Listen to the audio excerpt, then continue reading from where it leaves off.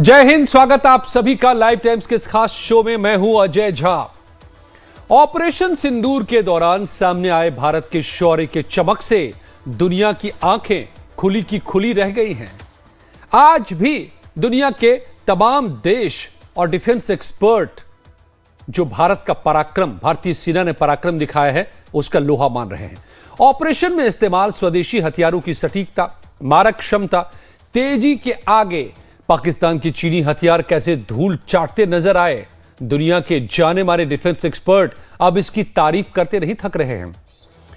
तो असल में पेंटागन से लेकर यूनाइटेड स्टेट्स मिलिट्री अकादमी तक अमेरिकी सेना के शीर्ष जनरल्स और वरिष्ठ नेताओं के सलाहकार के तौर पर काम कर चुके दुनिया के जाने माने मिलिट्री एनालिस्ट जॉन स्पेंसर ने ऑपरेशन सिंदूर में भारत के प्रदर्शन को लेकर के फिर एक संपूर्ण विश्लेषण दिया है, बहुत ही बारीक और विस्तार से। स्पेंसर ने बताया है कि कैसे भारत ने पाकिस्तान के खिलाफ अपनी सैन्य श्रेष्ठता को साबित किया है। स्पेंसर ने यह भी बताया है कि कैसे मेक इन इंडिया अभियान के तहत बने आधुनिक हथियारों ने भारत की सैन्य ताकत को पूरी तरह से बदल दिया है, उसे आत्मनिर्भर बना दिया है, और कैसे मेड इन इंडिया हथियारों के सामने पाकिस्तान के मेड इन चाइना हथियार धूल चाटते नजर आए। स्पेंसर ने यह भी लिखा है कि दरअसल ये नए भारत की नई सैन्य ताकत है जिसके सामने चीन के हथियार बेकार साबित हुए। ऑपरेशन सिंदूर में भारत की स्वदेशी हथियार की काबिलियत साबित हो गई। अपने विश्लेषण में स्पेंसर बताते हैं कि ऑपरेशन सिंदूर सिर्फ एक सैन्य अभियान नहीं था, यह भारत की तकनीकी ताकत का प्रदर्शन था, बाजार के लिए एक संकेत था, भविष्य की रणनीति का नक्शा था। भारत ने दुनिया को दिखाया कि आधुनिक युद्ध में आत्मनिर्भरता कैसी दिखती है और साबित किया कि आत्मनिर्भर भारत मुश्किल हालत में भी सफल होता है। यह जॉन स्पेंसर के आर्टिकल का हिस्सा मैं आपको बता रहा था। तो आज एक मॉडर्न आर्म फोर्सेस के तौर पर भारत किस तरह आत्मनिर्भर हो चुका है और ऑपरेशन सिंदूर में कैसे मेड इन इंडिया हथियार के सामने पाकिस्तान के मेड इन चाइना हथियार बौने साबित हुए, इसी का संपूर्ण विश्लेषण विश्व प्रसिद्ध मिलिट्री एक्सपर्ट जॉन स्पेंसर के नजरिए से। जॉन स्पेंसर के लेख का टाइटल है भारत की रक्षा शक्ति में बड़ा बदलाव, आत्मनिर्भरता की कहानी।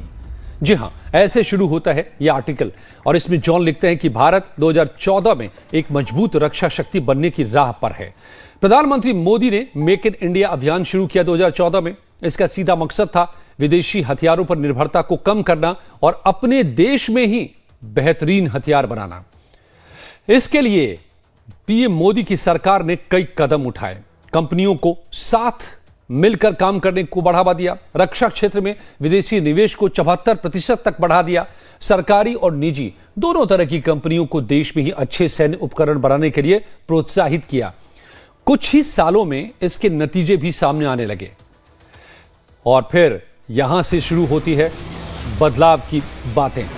ब्रह्मोस मिसाइल, K9 वज्र तोप और AK-203 राइफल जैसे हथियार भारत में ही बनने शुरू हो गए।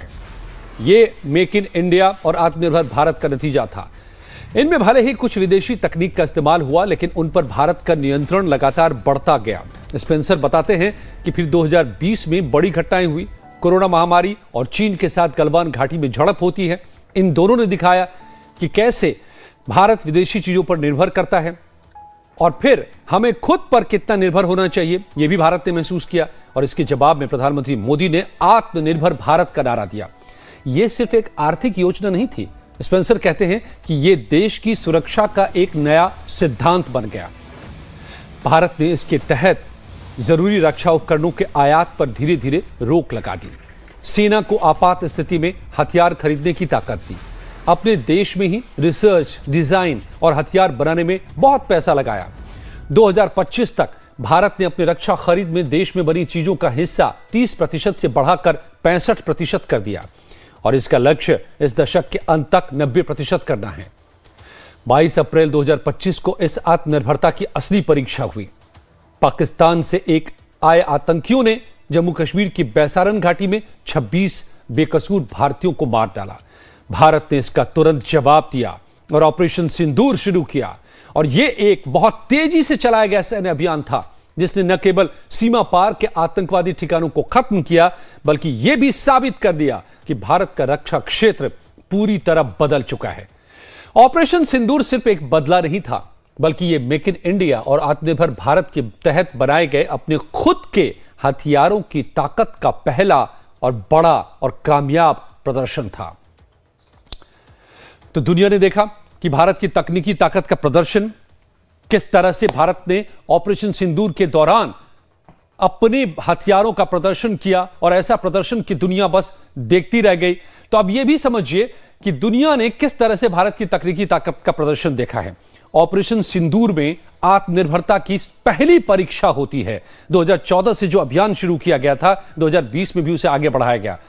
पहलगाम घटना के बाद ऑपरेशन सिंदूर शुरू किया जाता है, और इस दौरान पूरी तरह से भारत में बने हथियारों का इस्तेमाल होता है। भारत का ऑपरेशन सिंदूर एक तेज सैन्य अभियान था। स्पेंसर बताते हैं कि इसको तुरंत डिजाइन किया गया और तुरंत इंप्लीमेंट किया गया। इतने बड़े सैन्य अभियान के लिए आपको बहुत सी तैयारियां करनी होती है, लेकिन उसके मुकाबले काफी तेजी से किया गया। भारतीय सेना ने पाकिस्तान में 9 आतंकी ठिकानों को पहले खत्म किया। आपको याद है ऑपरेशन सिंदूर के तहत जो 6 और 7 की रात में इस ऑपरेशन को अंजाम दिया गया। और उसके बाद सेना ने साबित कर दिया कि भारत का रक्षा क्षेत्र पूरी तरह से अब बदल चुका है, क्योंकि इतनी सटीकता से हमले किए गए कि बगल की दीवार तक नहीं गिरी और आतंकी ठिकाने निस्तु नाबूद हो गए। मेक इन इंडिया और आत्मनिर्भर भारत का इसमें जलवा पूरी दुनिया को दिखा कि कैसे भारत ने किस किस्म के अब हथियार बना लिए हैं और उसमें कितना प्रिसीजन है। देश में बने हथियारों की ताकत का यह सबसे पहला और बड़ा सफल प्रदर्शन दुनिया के सामने आ गया उस ऑपरेशन सिंदूर के दौरान। जब पाकिस्तान ने रिटेलिएट किया तो फिर जो भारत ने जवाब दिया, तो उसमें दिख गया कि पाकिस्तान कुछ नहीं कर सकता। उसके चीन में बने हथियार भारत के हथियारों को नहीं रोक पाए, और भारत ने एक एक करके उसके ठिकानों को, सैन्य ठिकानों को तबाह कर दिया। ये जॉन स्पेंसर बड़ी बारीकी से इन तमाम चीजों को उन्होंने उसका अध्ययन किया है। कई उनके बयान पहले भी आए थे, लेकिन आज का जो लेख है वो मुकम्मल है। ये पूरी तस्वीर सामने पेश करता है, जिसके कुछ हिस्से को अभी आपके सामने हमने रखा, कुछ हिस्से और मैं आगे रखूंगा, जिसमें उन्होंने तुलना की है कि भारत के हथियार कैसे चीन के किन किन हथियारों पर भारी पड़े, ये भी हम दिखाएंगे आपको। और इस पूरी ऑपरेशन सिंदूर की घटना से सबक क्या मिलता है, ये भी आपको बताएंगे। लेकिन इस वक्त मेरे साथ खास मेहमान जुड़ चुके हैं। लेफ्टिनेंट रिटायर्ड संजय कुलकर्णी साहब जुड़ चुके हैं, रक्षा विशेषज्ञ, और दामोदर सिंह साहब रक्षा विशेषज्ञ मेरे साथ जुड़े हुए हैं। संजय कुलकर्णी साहब और दामोदर सिंह साहब, आप दोनों का बहुत बहुत स्वागत करते हुए, संजय जी सबसे पहले आपसे समझना चाहूंगा, जो जॉन स्पेंसर के बारे में आप बखूबी जानते हैं, उन्होंने जो फिर से आज एक बड़ा लेख लिखा है, उसमें दरअसल पूरी कहानी को सामने रख दिया है, और उसके केंद्र में 2 बातें उन्होंने बताई हैं। पहली बात कि 2014 से जो बदला, भारत ने रास्ता बदला, मेक इन इंडिया अभियान छेड़ा, और फिर 2020 में आत्मनिर्भर भारत, उसने कैसे तस्वीर पूरी तरह से बदल दी संजय जी। और फिर अगली बात पर हम करेंगे आगे कि कैसे चीन के हथियारों पर यह भारी पड़े। लेकिन इस आत्मनिर्भर भारत ने क्या क्या बदल दिया, कैसे भारत की सैन्य ताकत को बदल दिया, जो ऑपरेशन सिंदूर में पहली बार जिसकी परीक्षा हुई। बहुत बहुत धन्यवाद अजय जी। इसमें कोई शक नहीं कि जिस प्रकार से भारत ने आत्मनिर्भरता के लिए, और जैसे हम कहते हैं इंडिजिनाइजेशन की शुरुआत हुई, कॉर्पोरेटाइजेशन ऑफ ऑर्डिनेंस फैक्ट्रीज, और वो कॉर्पोरेटाइजेशन ऑफ ऑर्डिनेंस फैक्ट्रीज, और जिस प्रकार से डीआरडीओ को पूरा एक तरीके से समर्थन मिला, और किस प्रकार से फिर प्राइवेट इंडस्ट्रीज, डीआरडीओ, एकेडमिया, ये सब को मेल मिलाप करके हम लोगों ने समझा कि जो अपने देश में बहुत जबरदस्त ताकत है। चाहे जो भी कहीं कहीं पर ब्यूरोक्रेटिक कंट्रोल से उसको हटाया गया, एफडीआई को बढ़ाया गया, किस प्रकार से रोक लगाएगी कि ये हथियार जो है बाहर से नहीं लाए जाएंगे, हिंदुस्तान के अंदर ही बनाए जाएंगे। और जब इस तरह की एक फ्रेमवर्क मिलता है और ऊपर से जब निर्देश आते हैं और एक तरीके से समर्थन मिलता है, तो अपने आप पे आप देखेंगे भारत में किसी चीज की कमी नहीं है। चाहे हम लोगों का दिमाग हो, हम लोगों का कैपिटल है, हम लोगों की सोच है, हम लोगों को काम करने का तरीका है, और सबसे बड़ी बात अपने हथियार अपने लिए। तो बाहर से आप कितने भी हथियार लाए, उसका अडाप्ट करना बहुत मुश्किल होता है। अपने यहाँ पे मौसम जो है आप देखिएगा 50 डिग्री से लेकर के +50 डिग्री तक ऐसे विश्व में कहां पे हथियार बनते हैं, कहां पे एम्युनिशन बनता है, किस प्रकार से प्रिसीजन होता है, किस प्रकार से साइबर वॉरफेयर, किस प्रकार से रेडार, किस प्रकार से जीपीएस, किस प्रकार से सैटेलाइट कम्युनिकेशन को एक साथ एकत्रित करना। तो ये सब को देखते हुए हम लोगों ने यकीन किया, और मैं कहूंगा इसमें कोई शक नहीं कि प्रधानमंत्री शुरू से ही आत्मनिर्भर आत्मनिर्भर जिस प्रकार से कहते रहे, उसका मकसद ही एक ही था कि हम लोगों ने अपनी ताकत को समझना है, हम लोगों ने अपने देश को बनाने की कोई, इसमें कोई शक नहीं कि शुरुआत में वक्त लगता है, ये नहीं एक ही दिन में आत्मनिर्भर हो जाए, धीरे धीरे करके 10%, 20%, 30%। यकीन जब हम शुरुआत करते हैं तो हम आज की तारीख में देखते हैं तकरीबन 40-50% के ऊपर आ गए। आपने जैसे कहा AK-203 पर्सनल वेपन है, लोग कहेंगे अरे भारत चांद के ऊपर पहुंच गया और क्या अपना पर्सनल हथियार नहीं बना सकता? ऐसे हो सकता है क्या? हम सब बना सकते हैं। एब्जॉर्प्शन, टेक्नोलॉजी को एब्जॉर्ब करना भी आसान नहीं होता है, तो उसको एब्जॉर्ब करना, यकीनन उसको अपने तरीके से लाना, उसका मेंटेनेंस करना, उसको अपग्रेडेशन करना, ये सब में। और इसके आप देखते हैं कि कितना भी हो, अपने हम जब खुद बनाने की ताकत रखते हैं, अपने देश में बनाने की ताकत रखते हैं, अपना आत्मविश्वास बढ़ता है। हम लोग बाकी देशों के साथ एक्सरसाइजेस करते हैं, जब एक्सरसाइज करते हैं तो वो भी देखते हैं कि हम लोग कौन सा हथियार इस्तेमाल करें, हम भी देखते हैं वो कौन सा हथियार इस्तेमाल करें, तो वो भी देखते हैं कि वाकई भारतीय जो है उनका हथियार उतना ही तरीके से, बढ़िया तरीके से पार करे, चाहे वो पर्सनल वेपन है, चाहे वो आर्टिलरी गन है, चाहे वो मल्टी बैरल रॉकेट लॉन्चेस है, चाहे वो हवाई जहाज है, चाहे वो सबमरीन है, चाहे वो एयरक्राफ्ट कैरियर्स है, चाहे वो रेडार्स है, या कम्युनिकेशन इक्विपमेंट है, चाहे आप कोई भी चीज है, जब आप अपने देश की बना रहे, आप लोग धीरे धीरे करके आप विश्व की एक आर्थिक मजबूती बन रहे हैं, विश्व की तीसरी महाशक्ति बन रहे हैं, तो क्या अपने देश में बना नहीं सकते? बनाने की हमारा भी पूरी काबिलियत है, क्षमता है, और वो उसको जिस प्रकार से उजागर, जिस प्रकार से एक तरीके से मैं कहूंगा प्रोत्साहित किया गया है, उसको हमने देखा। अब गलवान में भी देखा हमने, और अब जब ऑपरेशन सिंदूर में हम देख रहे हैं कि किस प्रकार से बोलबाला, किस प्रकार से पूरे विश्व में देखा जा रहा है। वाकई माना जाता है नॉन कांटेक्ट, अभी तो कांटेक्ट शुरू ही नहीं हुआ, ऑपरेशन सिंदूर 90 घंटे का था कि दुश्मन ने घुटने टेक दिए। आप समझ सकते हैं कि अगर कांटेक्ट होता और बाकी लड़ाई LOC के बाहर चली जाती तो क्या होता, लेकिन 90 घंटे के अंदर अगर दुश्मन घुटने टेक देता है और उनका DGM फोन करता है कि क्या आप लड़ाई बंद कर सकते हैं, तो ये समझ सकते हैं कि क्या हालत हो गई होगी उनकी, और कितना प्रिसिजन से, क्या एम्युनिशन, क्या उनके जितने भी आतंकी गढ़ थे उनको ठोका गया, किस प्रकार से उनके एयर बेसिस को लॉइटरिंग एम्युनिशन, ब्रह्मोस मिसाइल से मारा गया, ये क्या दर्शाता है? और चीन का पूरा इक्विपमेंट पाकिस्तान के पास आज की तारीख में 70% है। इससे पहले 99 तक पाकिस्तान के अमेरिका का इक्विपमेंट होता था।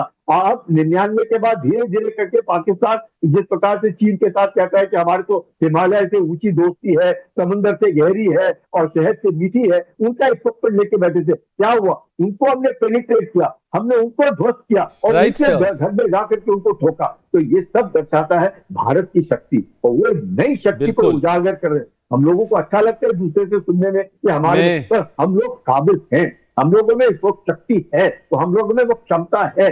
Capacity building takes time, change overnight. जो हमने देखा किस प्रकार से 22 अप्रैल को हुआ, किस प्रकार से हमने 7 मई को किया, तो वो कैपेसिटी बिल्डिंग, कैपेबिलिटी बिल्डिंग में वक्त लगता है, वो वक्त हमने दर्शाया। और 90 घंटे दुनिया की सबसे छोटा मतलब वॉर ऑन टेरर 90 घंटे के अंदर किसी देश की जीत हो जाए, बहुत बड़ा मायने रखता है। जब आपने खुद देखा कि किस प्रकार से चीन, अजरबैजान, तुर्की के सारे ड्रोन, मिसाइल सब कुछ आ रहे हैं, चीन पूरी मदद कर रहा है, उसके बावजूद भी कुछ भी नहीं टिक सके भारत के सामने। एक भारत की शक्ति है, शक्ति का प्रदर्शन किया है, और वाकई हम सबको गर्व होना चाहिए। और ये तस्वीरें भी तस्दीक कर रही हैं हमारे में क्षमता जी। कुलकर्णी साहब, आप तो मेजर जनरल रहे हैं, आपने तो पूरे सेना का संचालन किया है, और आप जो बता रहे हैं, मैं सुन रहा था बड़े गौर से, हमें स्पेंसर साहब जो बता रहे हैं उससे कहीं बहुत आगे, बहुत दूर तक की आप यहां पर देख रहे हैं।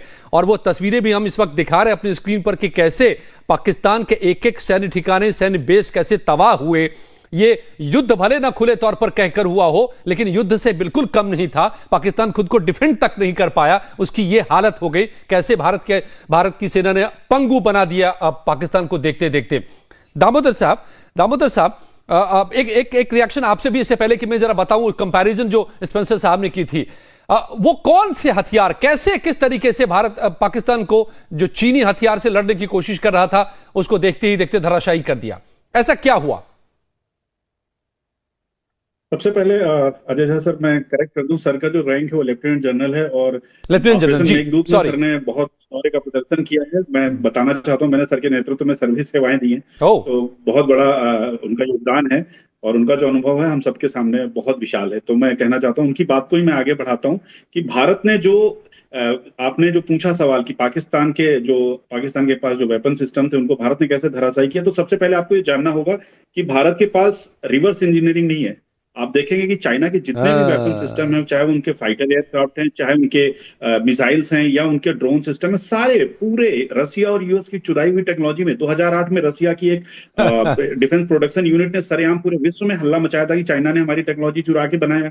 उनके मिग विमान हैं या जो भी वेपन सिस्टम है चाइना के, सारे पूरी दुनिया में चाइना रिवर्स इंजीनियरिंग के मामले में फेमस है। तो रिवर्स इंजीनियरिंग करके बनाई हुई चीजें और एक अपने दम पे बनाई हुई चीजों में बहुत फर्क होता है। और इसके बाद रिवर्स इंजीनियरिंग करके एक देश को आप बेचते हो जो उस पर निर्भर होता है, तो बहुत सारी चीजें है, उन पे ट्रेनिंग, उन पे एक कॉन्फिडेंस होना, ये बहुत मुश्किल होता है। यहाँ पे हम स्वयं बनाते हैं और हमारी जो आर्मी है बैटल हार्डन आर्मी है, हम कंटिन्यू वॉर टेस्टेड है। हमारे पास 1979 के बाद चाइना ने कोई लड़ाई नहीं लड़ी और वो 1979 का जो वॉर था वो भी बहुत छोटे समय के लिए वियतनाम के साथ था।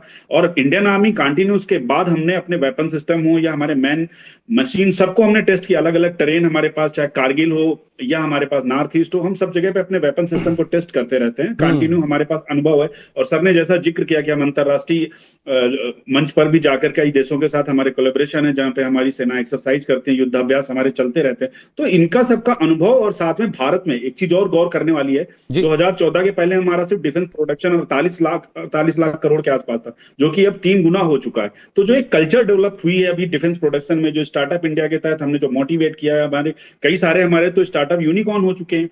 तो हमारा जो कंपैरिजन है चाइना के साथ या पाकिस्तान के साथ, वो कहीं नहीं, हम उनसे बहुत आगे साबित हुए। हमारी टेक्नोलॉजी है हमारी। Right, absolutely. बड़ी चीज इस ऑपरेशन की, एक चीज जो संजय सर ने बताई, इंटीग्रेशन। बहुत सारे पर्दे के पीछे खिलाड़ियों को तो जिक्र ही नहीं हो रहा है, कैसे इसरो ने सपोर्ट किया होगा सैटेलाइट इमेजरी। और एक चीज जो आप इमेज जब दिखा रहे हैं तो वो भी भारत की सैन्य क्षमता का, भारत की विकसित भारत या एक भारत की जो टेक्नोलॉजी उसका प्रतीक है कि हमने हिट तो किया ही टारगेट, साथ में हमने आपको प्रूफ भी दिए। हमने पावर पॉइंट प्रेजेंटेशन नहीं बनाई है ना, सेंटर ऑफ ग्रेविटी बताया, हमने आपको इमेजेस दिखाई, आपके डैमेजेस एयरपोर्ट दिखाए हैं, जिन पे हमने आपके जो भी हैंगर्स हैं वो दिखाएं। ये भी हमारी तकनीकी कौशल का प्रमाण है, जो चीख चीख कर कहता है भारत आपसे बहुत आगे, आप सोच भी नहीं सकते। इतनी प्रिसाइज स्ट्राइक होने के बाद भी आपका एयर डिफेंस सिस्टम नाकाम रहा। उसके बाद आप भारत पे भी आप आते हैं जब आपके सारे ड्रोन को नेस्ता नाबूद किया जाता है। और इसके अलावा एक जो चीज आपने देखी, PL-18 जो उनकी मिसाइल है, उसको हमने बिना ब्लास्ट हुए, ऐसी खबर तो है कि 10 से 12 मिसाइलें गिरी हैं, लेकिन अगर उनको हमारे नेटवर्क सेंट्रिक वॉरफेयर ने उनको गिराया है और अब हम उन पे जो शोध करेंगे वो आने वाले दिनों में लीप फ्रॉग जंप होगा इंडियन डिफेंस इंडस्ट्री के लिए।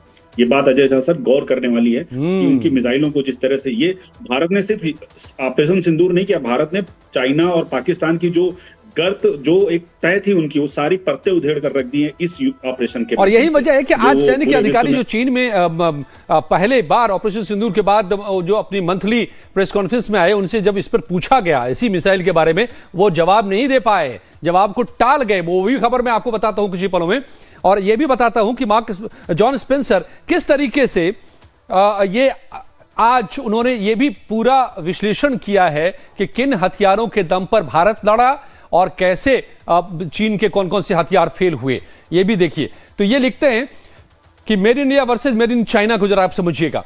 युद्ध में परखे गए भारत के प्रमुख हथियार जो थे वो कौन कौन से थे, इसको एक एक करके देखिए। ब्रह्मोस मिसाइल सबसे बड़ा सुपर हीरो बन के निकला है, भारत में बनी सबसे तेज और सटीक क्रूज मिसाइल है। रूस के सहयोग से बन रहा है, लेकिन भारत में बन रहा है, ये भारत के पास इसकी तकनीक है। आकाश सैम जो आकाश तीर प्रणाली है, ये पूरी की पूरी, ये क्या करता है और कैसे इसने जलवा बिखेरा, ये भी काबिले गौर है। आगे बढ़ाइए इसको।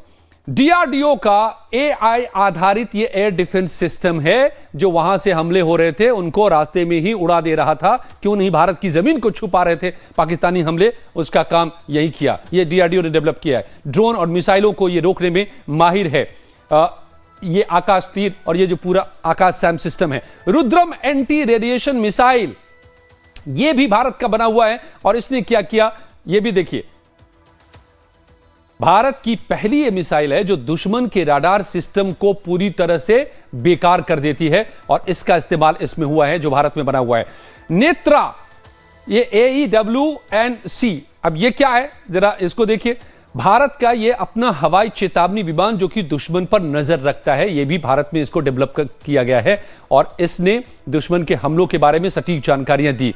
ये स्काई स्ट्राइकर हारोप, इसका भी इस्तेमाल किया गया और ये इसने क्या कमाल दिखाया है।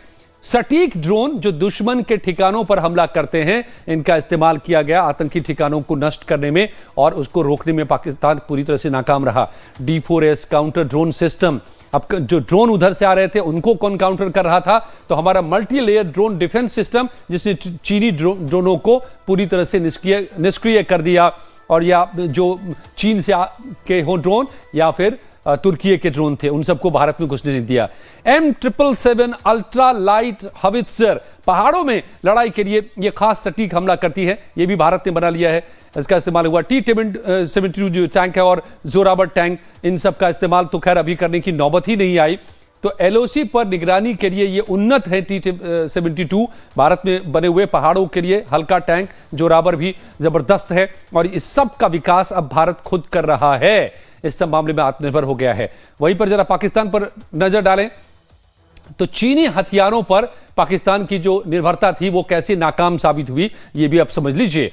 चीन के JF-17, thunder, HQ-9, HQ-16, Sam system और CH-4 ड्रोन सब के सब फेल हो गए हमारे उन हथियारों के सामने जिसका मैंने आपको अभी विवरण दिया। भारत की इलेक्ट्रॉनिक युद्ध क्षमता के सामने टिक नहीं पाए ये चीनी खिलौने। ये चीनी खिलौने ही साबित हुए। चीनी सामान जो चाइना माल हम कहते हैं ना, नकली, जो दामोदर जी कह रहे थे रिवर्स इंजीनियरिंग से बनाते हैं ये सारे, चोरी के तकनीक से। अमेरिकी प्रतिबंधों के कारण पाकिस्तान अपने F-16 का इस्तेमाल भी नहीं कर पाया इस बार और यह भी डर था कि किसी को उड़ाएंगे और वो उड़ा दिया जाएगा। पाकिस्तान ने प्रमुख रडार भी खो दिए। पाकिस्तान को लगभग एक आंकड़ा यह बताया जाता है, अनुमानित है कि करीब 7,900 करोड़ के सैन्य सामानों का नुकसान हुआ है। 22-24 हजार करोड़ का जो व्यापार से नुकसान हो रहा है वो तो एक अलग ही है। अब जल्दी से ये सबक भी सीख लीजिए कि क्या सबक मिलता है इससे, कि भारत की, चलिए सबक को आप ग्राफिक्स को पढ़िए क्योंकि मैं संजय जी से मैं समझ लेता हूं कि इससे बड़े सबक क्या मिले हैं। संजय जी, ये जॉन स्पेंसर ये भी लिखते हैं कि साफ तौर पे ऑपरेशन सिंदूर में यह दिख गया कि भारत अपने दम पर लड़ रहा था जबकि पाकिस्तान चीन की प्रॉक्सी बनकर लड़ रहा था। उसका खोखलापन भारत के असली सैन्य ताकत के सामने बेकार साबित हो गया। अजय जी, पहले तो दामोदर को आभार। I think is a wonderful man and the way he is gone about it, telling you all. आप मान जाइएगा कि जिस प्रकार से सिंदूर के अंदर अपनी टेक्नोलॉजी, अपना जो मैं कहूँगा रिसर्च एंड डेवलपमेंट के बाद बहुत तकलीफें हुई। मैं तो 2016 में रिटायर हुआ और उससे पहले से जिस प्रकार से हम लोग लगातार लग रहे थे और 2014 के बाद जिस प्रकार से हम लोगों ने वो मैं कहूंगा कि यहाँ पे स्पीड पकड़ी और इस मकसद से कि हमें यकीन था कि एक दिन आएगा कि विश्व में कोई भी भारत के साथ खड़ा नहीं दिखेगा। कहने के लिए बहुत लोग मिलेंगे, हम हैं ये, लेकिन भारत को जो कुछ भी करना है, या चीन हो या पाकिस्तान हो, हमें खुद करना होगा। ये बात हम लोगों के दिमाग में बैठ गई थी और उसके बाद से जिस प्रकार से लगातार एकेडमिया, आप मानेंगे नहीं, जिस प्रकार से एकेडमिया, स्मॉल एंटरप्राइजेस, छोटे छोटे स्टार्टअप, जितने ने सबको एनकरेजमेंट, जो भी आता था एनकरेजमेंट और एनकरेजमेंट। और जिस प्रकार से आप मानेंगे नहीं कि ड्रोन केस पे आप एक हफ्ते पहले किसी से बात करते हैं और उसके बाद जाकर के बात करेगा नई टेक्नोलॉजी, उसके पास नई सोच, उसके पास नए कार्रवाई, मतलब हम लोग खुद दंग रह जाते थे कि कैसे इन लोगों को मालूम है और किस प्रकार हमारे देश में एक इतनी जबरदस्त ताकत है और उस ताकत का प्रदर्शन। और जिस प्रकार से अब चीन क्यों बैकफुट के ऊपर है, चीन ने सोचा कि पाकिस्तान के द्वारा पूरे विश्व भर में तो डिफेंस का मार्केट कैप्चर करेगा, तो क्या हुआ है, अब चाहे नेरेटिव आ जाए, वो फील्ड मार्शल बना के रख दे, वो इंफीरियरिटी कॉम्प्लेक्स में फील्ड मार्शल बन रहे हैं। आप उनके अजरबैजान में जाकर के उनके प्रधानमंत्री का भाषण सुनिए, तो क्या कह रहे हैं कि किस प्रकार से सवेरे 2:30 बजे के बाद उनके क्या हालत हो रही थी। वो खुद ब्रह्मोस का नाम ले रहे हैं कि किस प्रकार से ब्रह्मोस से उन्होंने खुद कहा है। आप अजरबैजान की स्पीच सुनिए कि किस प्रकार से ब्रह्मोस ने रावलपिंडी में उनके जो अपने एयरफील्ड से उनको तबाह किया है, किस प्रकार से लोकेशन आतंकी संगठन नहीं बोल सकते। तो absolutely sir, time, I am running out of time, I am sorry to interrupt Sanjay Kulkarni साहब, बट ये मुझे लगता है कि ऑप सिंदूर ने ये साबित कर दिया कि भारत अब कैसे बदल चुका है, आत्मनिर्भर हो चुका है, और उसके सामने पाकिस्तान छोड़िए चीन के भी हथियार नहीं टिक सकते। सॉरी दामोदर साहब, आपके पास में दोबारा नहीं आ पाया हूं। Next time definitely will discuss more about it. Thank you so much Sanjay sir, Damodar sir, आप दोनों का मेरे साथ जुड़ने के लिए। तो made in India versus Chinese माल की हकीकत आप समझ गए हैं। भारत अपने दम पर अब दुनिया का में ताकत बन के उभर चुका है। लेकिन कुछ ही पलों में हम लौटते हैं तो बात करेंगे दिल्ली सरकार के 100 दिन की रिपोर्ट कार्ड की। बने रहिए हमारे साथ।